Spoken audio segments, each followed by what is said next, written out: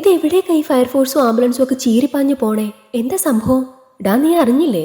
നമ്മുടെ സുരേഷേട്ടന്റെ വീട്ടിൽ തീ പിടിച്ചു. പുള്ളി തെറിച്ചു വെളിയിൽ വീണു. പക്ഷെ അങ്ങേരുടെ 2 മക്കളും അകത്തുപെട്ട് മരിച്ചുപോയെന്നാ കേൾക്കുന്നേ. അയ്യോ, അതൊരു വല്ലാത്ത സംഭവമായി പോയല്ലോ.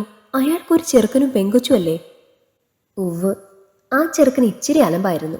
കള്ളൂടിയും അടിയും പിടിയും ഉൾപ്പെടെ കോളേജിൽ പോയി സകലമാന വഷളത്തരങ്ങളും പഠിച്ച ചെക്കനായിരുന്നു. പക്ഷെ പോയപ്പോ അതൊരു നഷ്ടമായി പോയി സുരേഷിന്. നാട്ടുകാരുടെ അന്നത്തെ പ്രധാന സംസാര വിഷയം അതായിരുന്നു. ഫയർഫോഴ്സ് എത്തുമ്പോഴേക്കും വീടിന്റെ അടുക്കള ഭാഗം പൂർണ്ണമായും കത്തി നശിച്ചിരുന്നു. തളർന്ന അവശനായ നിലയിലിരുന്ന സുരേഷിന് ചുറ്റും ബന്ധുക്കളും ഉണ്ടായിരുന്നു. സാറേ, ഒന്ന് നോക്ക്, ഇവിടുത്തെ 2 പിള്ളേരും അകത്ത് പെട്ടുപോയി. അയൽക്കാരിൽ ഒരാൾ വെപ്രാളത്തിൽ ഫയർഫോഴ്സ് ഉദ്യോഗസ്ഥരുടെ അരികിലേക്ക് എത്തി. എത്തിയപാടെ ഫയർഫോഴ്സ് ഉദ്യോഗസ്ഥൻ വേഗത്തിൽ ജോലി ആരംഭിച്ചു.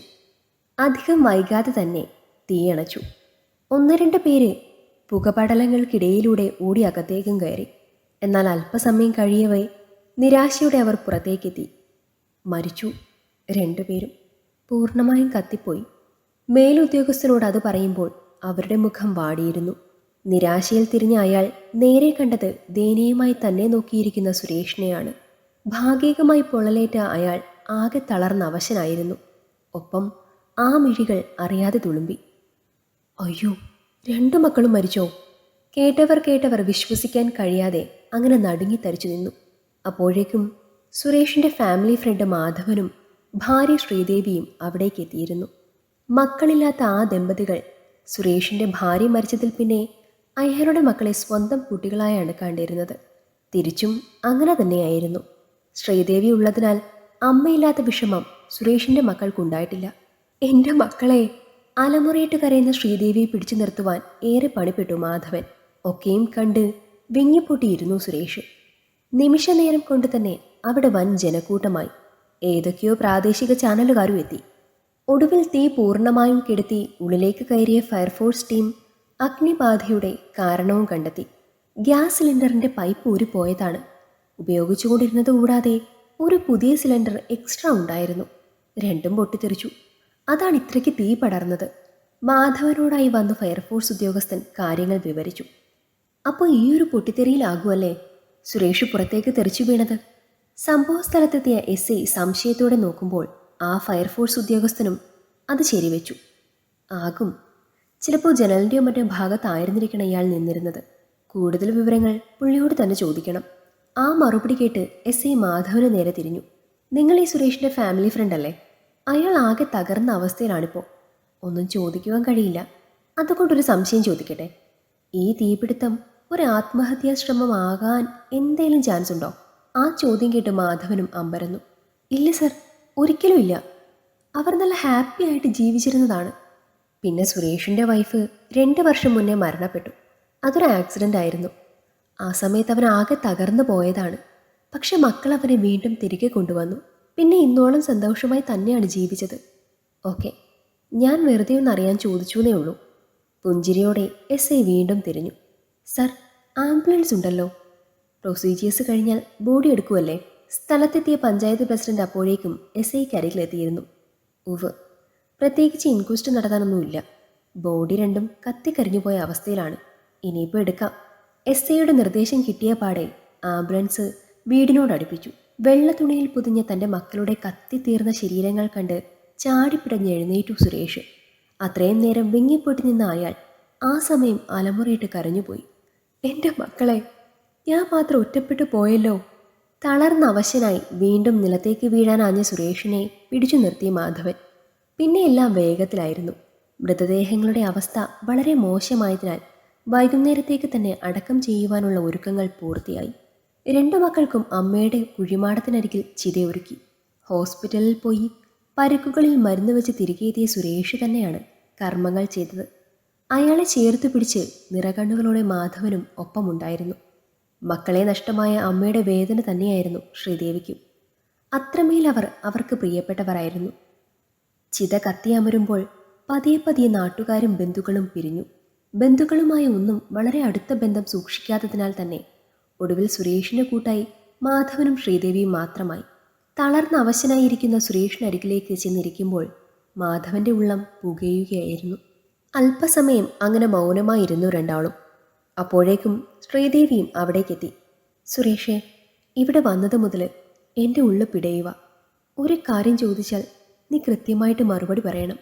മാധവന്റെ ആ ചോദ്യം കേട്ട് ദയനീയമായി തല ഉയർത്തി സുരേഷ്. ആ നോട്ടത്തിൻ്റെ അർത്ഥം അയാൾക്ക് മനസ്സിലായിരുന്നു. ഡാ, ഈ അവസ്ഥയിൽ നിന്നെ ബുദ്ധിമുട്ടിക്കാനല്ല. പക്ഷെ എന്താ ഉണ്ടായത്? ഇതൊരു സ്വാഭാവിക മരണമല്ല. പിന്നെ നിന്റെ ഈ വീർപ്പുമുട്ടൽ കണ്ടിട്ട് എനിക്ക് പല സംശയങ്ങളും തോന്നുന്നു. എന്താ ഉണ്ടായത്? മക്കള് മാത്രം തീയിൽപ്പെട്ടു പോവുകയും നീ രക്ഷപ്പെടുകയും ചെയ്യൂന്നൊക്കെ പറയുമ്പോൾ വിശ്വസിക്കാൻ പറ്റുന്നില്ലടാ. അതുകൊണ്ട് ചോദിക്കുക, എന്തേലും പ്രശ്നമുണ്ടോ? പറഞ്ഞു നിർത്തുമ്പോൾ സുരേഷിൻ്റെ മുഖത്ത് ചെറിയൊരു പരുങ്ങൽ തെളിഞ്ഞു. അത് കൃത്യമായി മാധവൻ കണ്ടെത്തുകയും ചെയ്തു. എന്താടാ, എന്താ സംഭവിച്ചേ? വീണ്ടും അയാൾ ചോദിക്കുമ്പോൾ മറുപടി ഒന്നും പറയാതെ മുഖം പൊത്തി കരഞ്ഞു സുരേഷ്. മോള് ഗ്യാസ് അടുപ്പ് ഉപയോഗിക്കില്ല എന്ന് സുരേഷേട്ടനും അറിയാം, എനിക്കും അറിയാം. അവൾക്കത് ഉപയോഗിക്കാൻ പണ്ട് തൊട്ടേ പേടിയാണ്. പിന്നെ എങ്ങനെ ഗ്യാസ് സിലിണ്ടർ പൊട്ടിത്തെറിച്ചു?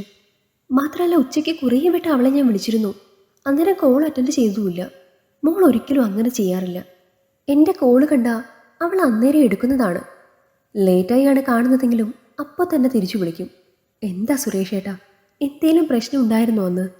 ശ്രീദേവിയും സംശയത്തിൻ്റെ കെട്ടുകൾ അഴിക്കവേ ദയനീയമായി അവരെ നോക്കി സുരേഷ്. ഇതെന്താണ് നിങ്ങളീ പറയുന്നത്? എനിക്കൊന്നും മനസ്സിലാകുന്നില്ല. എൻ്റെ 2 മക്കളാണ് ഇവിടെ വെന്തുരുക്കി പോയത്. ഈ ഭൂമിയിൽ എനിക്കിനി ആരുമില്ല. ഉള്ളു പിടഞ്ഞിരിക്കുമ്പോൾ ഞങ്ങളോട് ഇത്ര അടുപ്പമുള്ള നിങ്ങൾ തന്നെ ഇങ്ങനെയൊക്കെ ചോദിക്കുവാണോ? ആ ചോദ്യം കേട്ട് മുഖാമുഖം നോക്കി മാധവനും ശ്രീദേവിയും. എടാ, അവർ നിന്റെ മാത്രം മക്കളാണോ? ഞങ്ങളുടെയും കൂടിയല്ലേ? നഷ്ടം ഞങ്ങൾക്കും കൂടിയല്ലേ? ഒരു സംശയം തോന്നിയപ്പോൾ ചോദിച്ചു പോയതാണ്. മാധവൻ വീണ്ടും സുരേഷിനെ ചേർത്ത് പിടിച്ചു. എടാ, മോൾ എന്തിനാണ് ഗ്യാസ് അടുപ്പ് ഓണാക്കിയതെന്ന് എനിക്കറിയില്ല. പരിചയമില്ലാതെ ചെയ്തതുകൊണ്ടാകാം ഈ അപകടം ഉണ്ടായത്. അല്ലാതെ ഞാൻ എന്ത് പറയാനാടാ? ബഹളം കേട്ട് ഞാൻ ഓടിയെത്തിയപ്പോഴേക്കും തീ ആളിപ്പടർന്ന് ആ ഒരു ഫോഴ്സിൽ ജനൽ ചില്ല് പൊട്ടിച്ച് ഞാൻ പുറത്തേക്ക് വീണുപോയി. എൻ്റെ കുട്ടികൾ പോയി. ഞാനും അവരോടൊപ്പം പോയാൽ മതിയായിരുന്നു. ഇതിപ്പോൾ എല്ലാ വേദനകളും സഹിച്ച് ഞാൻ മാത്രം. മാധവന്റെ ചുമലിലേക്ക് മുഖം ചായച്ച് വീണ്ടും പൊട്ടിക്കരഞ്ഞു സുരേഷ്.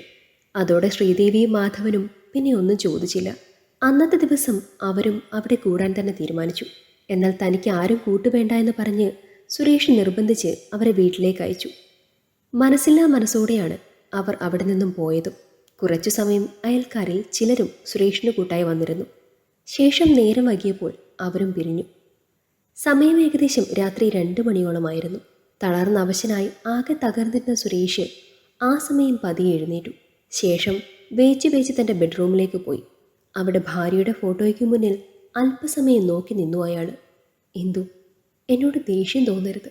എനിക്ക് വേറെ വഴിയില്ലായിരുന്നു. എൻ്റെ മക്കൾ നാട്ടുകാർക്കിടയിൽ ഒരു സംസാര വിഷയമാകാൻ ഞാൻ ആഗ്രഹിച്ചില്ല.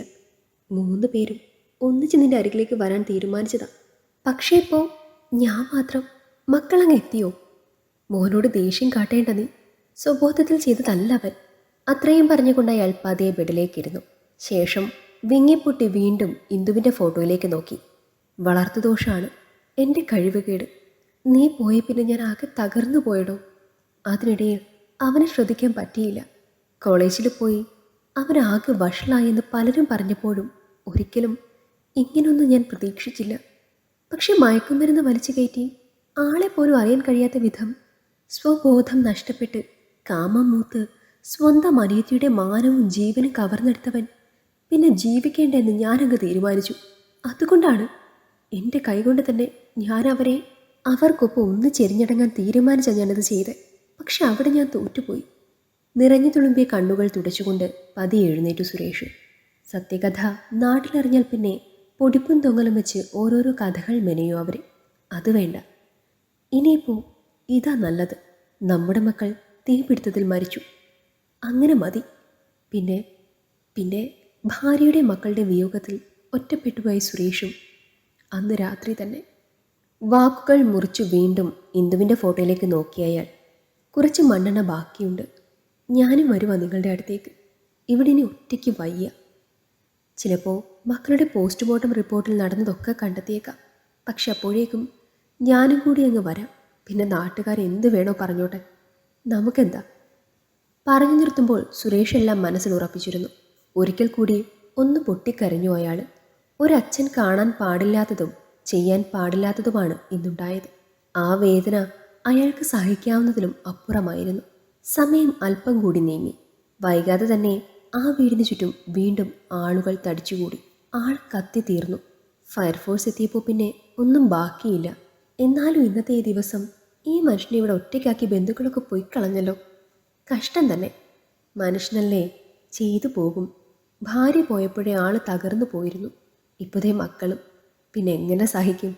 ഒറ്റയ്ക്ക് ജീവിക്കേണ്ടി കരുതി കാണും. പാവം.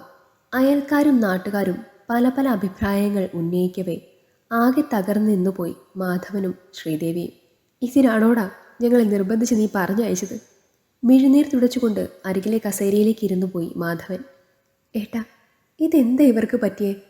നമ്മൾ സംശയിച്ചത് സത്യമാണ്. അവർക്കിടയിൽ എന്തോ ഉണ്ടായിട്ടുണ്ട്. അതിപ്പോൾ സുരേഷേട്ടനും വേദനയുടെ ശ്രീദേവിയും മിഴുനീര് തുടച്ചു. ഒരു കുടുംബം പോലെ കഴിഞ്ഞ് ഒടുവിൽ ഒറ്റ ദിവസം കൊണ്ടുണ്ടായ പ്രിയപ്പെട്ടവരുടെ വിയോഗവും ഉള്ളിലെ സംശയങ്ങളും ഇനി എന്നും അവരെ അലട്ടിക്കൊണ്ടിരിക്കും. അത് തീർച്ച. കുട്ടികളുടെ പോസ്റ്റ്മോർട്ടം റിപ്പോർട്ട് വരുമ്പോൾ ഒരു പക്ഷേ ആ കുടുംബത്തിന് എന്താണ് സംഭവിച്ചത് എന്നതിൽ സംശയങ്ങൾ ഉണ്ടായേക്കാം. എന്നാൽ തൻ്റെ മക്കൾ ഒരു വാർത്തയാകുന്നത് കാണാൻ ആഗ്രഹിക്കാത്ത ആ അച്ഛൻ എല്ലാം സ്വയം അവസാനിപ്പിച്ചു. ഒരു കുടുംബം പോലെ ജീവിച്ച മാധവനോടോ ശ്രീദേവിയോടോ പോലും ഒന്നും പറയാതെ. ഈ കഥ നിങ്ങൾക്കിഷ്ടമായെങ്കിൽ ലൈക്ക് ചെയ്യൂ. നിങ്ങളുടെ അഭിപ്രായങ്ങൾ കമൻ്റായി രേഖപ്പെടുത്തൂ. കൂടുതൽ കഥകൾ കേൾക്കാൻ ഈ ചാനൽ സബ്സ്ക്രൈബ് ചെയ്യൂ.